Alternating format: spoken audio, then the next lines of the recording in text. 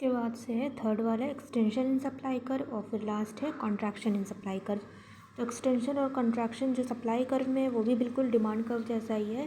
जैसे कि demand curve में प्राइजेस बढ़ती थी तो क्या होता था, एक्सटेंशन होता था, और जब प्राइजेस घटती थी तो कॉन्ट्रैक्शन होता था, और बाकी चीज़ें जो रहती थी, कंज्यूमर की इनकम है या फिर और चीज़ों का डिमांड है, वो सारी चीज़ें कांस्टेंट रहती थी। तो सिमिलर इसमें भी है कि एक्सटेंशन इन सप्लाई कर्व क्या होता है, when price increases then supply increases और एक्सटेंड्स अपवर्ड्स। जब भी प्राइस बढ़ेगा, एक्सटेंशन क्या होता है, बढ़ना, जब भी प्राइस जो है बढ़ेगा तब क्या होता है, सप्लाई भी बढ़ती है। अगर कोई भी पर्टिकुलर गुड है उसका प्राइस बढ़ रहा है तो सप्लाई भी बढ़ती है, और जो है कि अदर चीज़ें हैं जैसे कि कॉस्ट ऑफ प्रोडक्शन है, टेक्नोलॉजी है, या फिर अदर रिलेटेड गुड्स की सप्लाई है, वो सारी चीज़ें इसमें कांस्टेंट रहेंगी। तो क्या होता है कि सप्लाई बढ़ी मतलब प्राइस बढ़ा तो सप्लाई भी बढ़ गई, क्योंकि जब कोई भी चीज़ अगर मार्केट में बिक रही है, उसका मार्केट वाले जो सेलर रहते हैं उसकी चीज़ की प्राइस बढ़ा देते हैं, तो जो प्रोड्यूसर रहते हैं जहाँ पे वो चीज़ें प्रोड्यूस हो रही है, मेन मैन्युफैक्चर हो रही है, तो वो लोग क्या करते हैं, उस चीज़ की सप्लाई भी बढ़ा देते हैं। क्यों बढ़ाते हैं, ताकि उनका उस तरह से प्रॉफिट हो।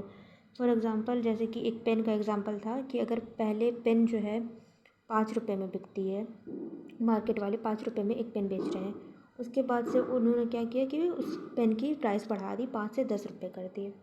तो जो सेलर जो प्रोड्यूसर रहते हैं जहाँ पे वो पेन मैन्युफैक्चर हो रही है, जहाँ पे वो पूरी चीज़ें बन रही हैं, वो लोग क्या करते हैं कि उस पेन को बहुत ज़्यादा और क्वांटिटी में प्रोड्यूस करते हैं और फिर मार्केट में जाके बेचते हैं, क्योंकि ज़्यादा बेचेंगे तो उनको इस तरह से ज़्यादा प्रॉफिट होगा, क्योंकि उसका प्राइस तो बढ़ गया है ना एक्चुअल में मार्केट में। तो जब प्राइस बढ़ गया है तो वो लोग ज़्यादा प्रोड्यूस करेंगे, ज़्यादा बेचेंगे, ताकि फिर उसके बाद उनका प्रॉफिट हो इस तरह से। तो जब प्राइस बढ़ेगी तो सप्लाई भी बढ़ जाता है, और वही अगर लोग मार्केट वाले जो हैं घटा देते हैं प्राइस तो अपोजिट होगा, रिलेशन वो आ जाता है कॉन्ट्रैक्शन में। तो पहले क्या है, प्राइस जो है P1 है, तो क्वांटिटी सप्लाइड जो है ये OB क्या होता है, सप्लाई कर रहा है, ये upward sloping positive sloping supply कर रहा है। पहले प्राइस जो है P1 था, y एक्सिस पे प्राइस है और x एक्सिस पे क्वांटिटी सप्लाइड है। तो जब प्राइस P1 था तो क्वांटिटी सप्लाइड हो रही थी Q1, ये A पॉइंट पे है, P1 प्राइस है और Q1 क्वांटिटी सप्लाइड है। फिर जैसे ही प्राइस बढ़ा, P1 से P2 हुआ मार्केट में, तो जो सब प्रोड्यूसर रहते हैं वो सप्लाई भी बढ़ा देते हैं, Q1 से Q2 हो गया, और ये शिफ्ट होके चला गया B पॉइंट पे सप्लाई कर्व, और यही जो A से B तक एक्सटेंड हो रहा है उसी को कहते हैं एक्सटेंशन इन सप्लाई कर्व। पहले जो है Q1 थे क्वांटिटी, जब प्राइस P1 था, फिर उसके बाद चेंज हो गई, जैसे प्राइस P2 हुआ वैसे ही Q2 हो गया क्वांटिटी सप्लाइड। तो P1 से P2 तो Q1 से Q2 बढ़ गया। इसी तरह से है कॉन्ट्रैक्शन है, when price decreases then supply curve contracts और डिक्रीजेस। उसी तरह से अगर मान लो पेन जो पहले 10 रुपये की थी, बाद में 5 रुपये कर दिया गया, तो जो प्रोड्यूसर रहते हैं उसकी जिसकी मतलब मैन्युफैक्चर थोड़ा सप्लाई कम कर देते हैं, बनाना कम कर देते हैं, क्योंकि उस तरह से उनको तो प्रॉफिट तो कोई होगा नहीं, क्योंकि मार्केट में एक्चुअल में उसकी प्राइस ही कम कर दी गई है। तो क्या होता है वही, when price decreases then supply curve contracts और डिक्रीजेस।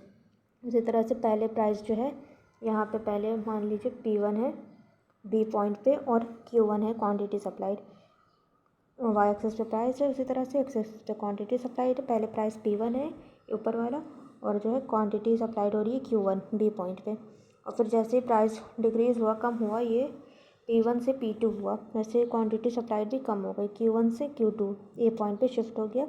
ये जो डाउनवर्ड शिफ्ट हो रहा है, कॉन्ट्रैक्ट हो रहा है B से A, वही होता है कॉन्ट्रैक्शन इन सप्लाई कर्व। ये जो O एक्सिस से OB तक है पूरा सप्लाई कर्व है। यहाँ पे पहले B पॉइंट पे था जब प्राइस P1 थी, Q1 था क्वांटिटी, उसके बाद से जैसे प्राइस कम हुआ P2 हुआ, उसी तरह से जो है क्वांटिटी सप्लाइड है वो भी कम हो गई, Q1 से Q2 हो गई, A पॉइंट पे शिफ्ट हो गया। तो ये जो B से A कॉन्ट्रैक्ट हो रहा है, B to A, वही कॉन्ट्रैक्शन है सप्लाई कर्व में। ये P1 से P2 हुआ तो ये क्वांटिटी Q1 से Q2 डिक्रीज़ हो गई। तो ये था एक्सटेंशन और कॉन्ट्रैक्शन इन सप्लाई कर्व।